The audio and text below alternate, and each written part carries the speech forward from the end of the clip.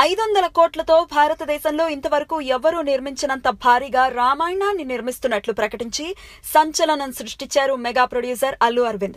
3 భాగాలుగా తెలుగు, తమిళ, హిందీ భాషల్లో ఈ చిత్రాన్ని 3D ఫార్మెట్ లో రిలీజ్ చేస్తామని చెప్పారు అరవింద్. అంతా బాగానే ఉంది, కానీ అల్లువారి రామాయణంలో సీతారాముల పాత్రలు ఎవరు పోషిస్తారు, మిగతా క్యారెక్టర్ల సంగతి ఏంటి అంటూ దేశవ్యాప్తంగా పెద్ద చర్చ నడిచింది. ఈ నేపథ్యంలో mega power star Ram Charan తో రాముడి పాత్ర చేయిస్తున్నారంటూ వార్తలొచ్చాయి.